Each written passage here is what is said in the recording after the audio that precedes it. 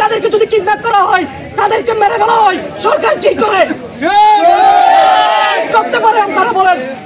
আপনারা প্রশাসনিক ভাই, আপনারা আমাদের মতো ভাই, আমরা আপনাদেরকে সম্মান করি, শ্রদ্ধা করি।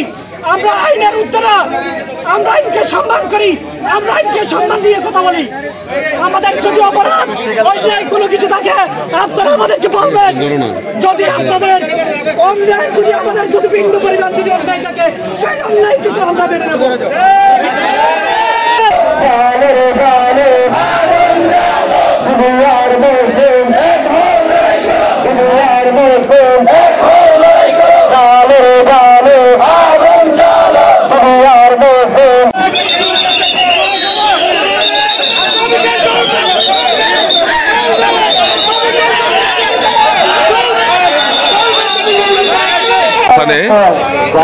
আমরা দেখানোর চেষ্টা করছি এই যে মাইকিং এর মাধ্যমে কি অনুরোধ জানাচ্ছেন।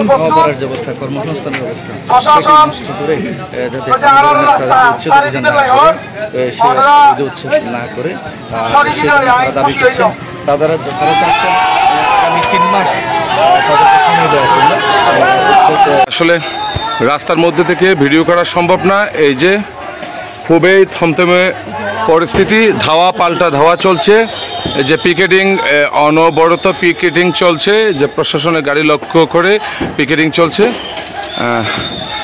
এবং প্রশাসন ইটভাটা শ্রমিকদের, ইটভাটা মালিকদের গাড়ি ফেলুডার দিয়ে প্রথমে ভেঙে প্রবেশ করার চেষ্টা করেছে, 3টা গাড়ি সরিয়ে ধাক্কা দিয়ে চেষ্টা করেছে।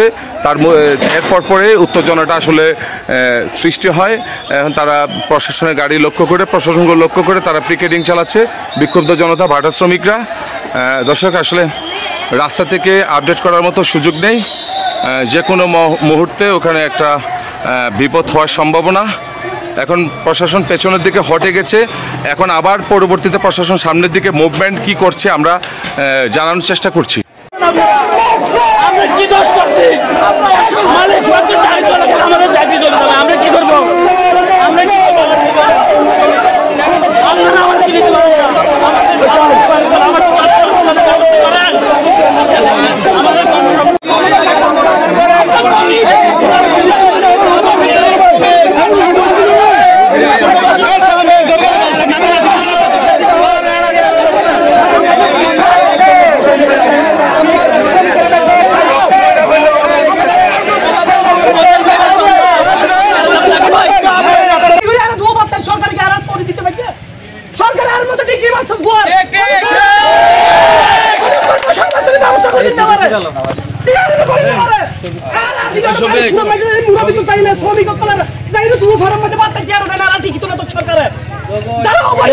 বাংলাদেশের মাফিয়া, বড় বড় ডলার দল, হাজার হাজার কোটি টাকা ফতার করে বাংলাদেশ থেকে বাংলাদেশে দুবাই সুইজারল্যান্ড জমা রাখে, তাদের বিরুদ্ধে অভিযান চলে। সাথে সংঘর্ষ, স্থানীয় বিক্ষুব্ধ জনতাদের প্রশাসনের সংঘর্ষ, তারা গাড়ি ভাঙতেছে, বিক্ষুব্ধ জনতা। দর্শক, প্রশাসনের গাড়ি বহরে হামলা, প্রশাসন প্রথমে লাঠিচার্জ করার পরে ছত্রভঙ্গ হয়ে গেছিল। এখন স্থানীয় বিক্ষুব্ধ ভাটা শ্রমিকরা, তারা খুবই আসলে